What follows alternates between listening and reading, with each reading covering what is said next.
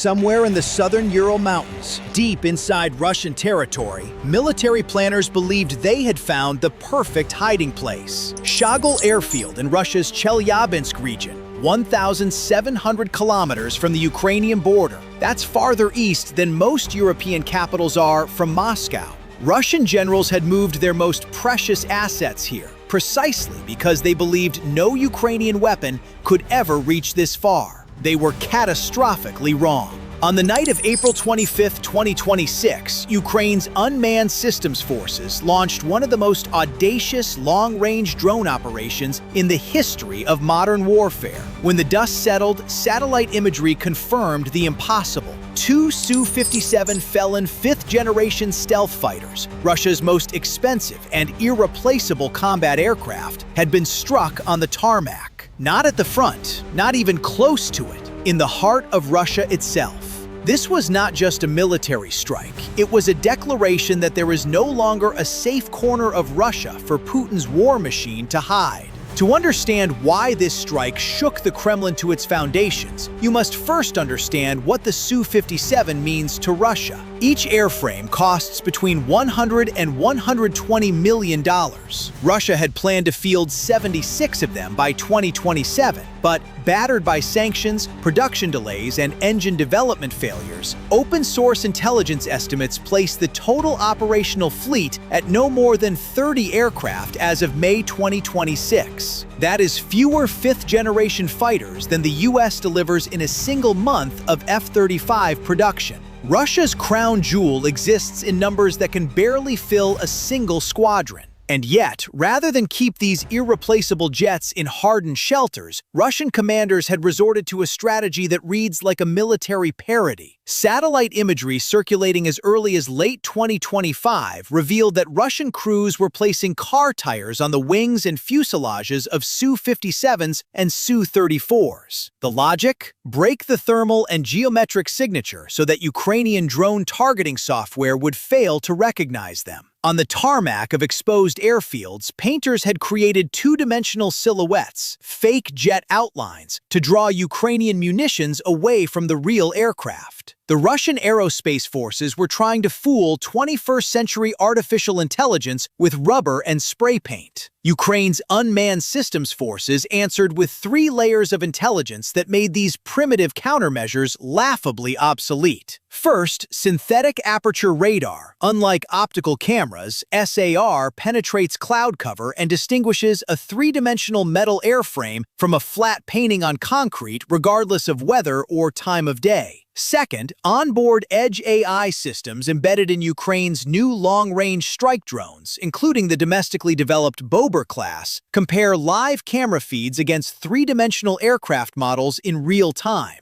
A tire draped over a wing does not change the geometry of a Su-57's engine intake or cockpit canopy. The AI sees through the disguise instantly. Third, and most critically, ground-level intelligence networks operating deep inside Russian territory provided real-time confirmation of which aircraft were genuine and where exactly they were positioned, hours before the launch order was given. The strike package that reached Shagol traveled nearly 1,700 kilometers, navigating Russian air defense corridors and terrain-hugging flight profiles along river valleys. At least 3 long-range strike weapons hit their coordinates with confirmed precision. Ukraine's general staff confirmed the results on May 1st. 2 Su-57 Felon fighters struck, 1 Su-34 fighter bomber destroyed, and a 4th aircraft of unidentified Sukhoi variant damaged. Commander of the Unmanned Systems Forces, Robert Magyar Brovdi, released verified satellite imagery showing the aftermath. The combined value of the destroyed and damaged aircraft sits between $300 and $400 million. The drones that carried out the attack cost a fraction of 1% of that figure, a return on investment ratio that renders traditional air power economics completely obsolete. Russia's response? The Kremlin stayed silent. Moscow's defense ministry acknowledged Ukrainian drone activity in the Chelyabinsk region on April 25th, but offered no details. State television said nothing. Rostec CEO Sergei Chemezov appeared before Putin on May 8th, claiming Russian aircraft production had doubled since the war began. But independent delivery data shows confirmed Su-57 outputs falling catastrophically short of official targets, with production stalling at roughly 2 aircraft in all of 2025. The structural problem is irreversible in any short-term time frame. The Komsomolsk-on-Amur plant that builds Su-57s is now itself within the theoretical strike radius of Ukraine's expanding drone fleet. Russia cannot replace what it has lost. It cannot protect where it builds replacements. The Montreux-style logic of the air war has turned brutal. Every jet destroyed on a Russian tarmac is a permanent subtraction from a fleet that was already dangerously thin. What emerges from the wreckage of those burning Su-57s are 3 distinct futures, each more dangerous for Moscow than the last. The first is the slow suffocation of Russian air power from within. Military analysts have long argued that the Russia-Ukraine war is no longer primarily a contest of territory, but a grinding campaign of logistical strangulation. And the Shagol strike proves that argument correct with devastating clarity. Ukraine is systematically dismantling the infrastructure that keeps Russian aircraft flying. Refineries feeding jet fuel into airbases, radar networks giving pilots situational awareness, and now the jets themselves, sitting exposed on tarmacs that were supposed to be unreachable. Moscow faces an agonizing equation. Every S-400 battery pulled from the front to shield a rear airbase is one less shield over Russian infantry. Every S-400 left at the front is an invitation for another Shagol. The sky above Russia is not cracking. It is quietly turning to glass. And as fuel reserves tighten, radar networks thin, and hangar space fills with aircraft too damaged to fly and too expensive to replace, Russia's numerical superiority in the air risks becoming nothing more than a graveyard of grounded metal. The second future is the unraveling of Russia's identity as a global arms power. Algeria became the first foreign nation to receive the Su-57 in late 2025, a historic export milestone that Moscow had spent years engineering to prove the aircraft was battle-worthy and globally competitive. India was watching closely, conducting quiet negotiations about a potential procurement deal that could have been worth tens of billions. Then came Shagol. The world's defense ministries did not miss the subtext. Russia's crown jewel fifth-generation fighter, the jet Moscow had marketed as a credible alternative to the F-35, was found burning on a tarmac inside Russia's own heartland, destroyed by an adversary that operates no manned combat aircraft of note. Arms exports are not merely an economic line item for Russia. They are a geopolitical argument, proof that the Kremlin's technology is worth trusting with your nation's security. That argument has now been filmed in satellite imagery and broadcast to every defense ministry on Earth. When buyers begin to ask whether a jet that cannot be protected in Russia's own rear areas can protect theirs, the Kremlin will have no good answer. The third future is the most seismic of all, the permanent erasure of Russian strategic depth as a military concept. For decades, Moscow's war doctrine was built on the assumption that vast geography was itself a weapon. Siberia was a sanctuary. The Urals were a wall. The industrial heartland east of the mountains was untouchable. That assumption died on April 25th. Ukraine has now demonstrated it can reach 1,700 kilometers into Russian territory with precision, without a single pilot at risk, at a cost that makes the operation economically indefinitely repeatable.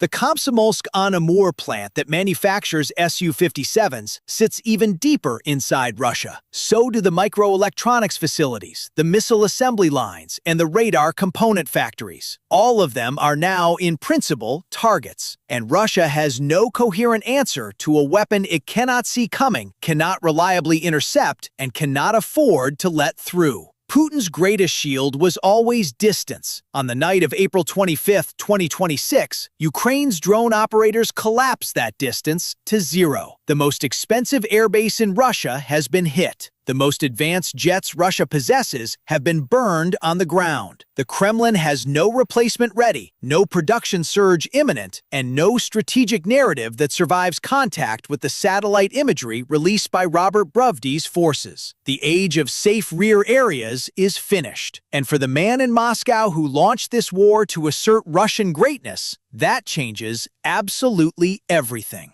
What do you think? Will Ukraine push even deeper into Russian territory? How will this reshape Moscow's air strategy in the months ahead? We are waiting for your comments. Thank you for choosing War Report.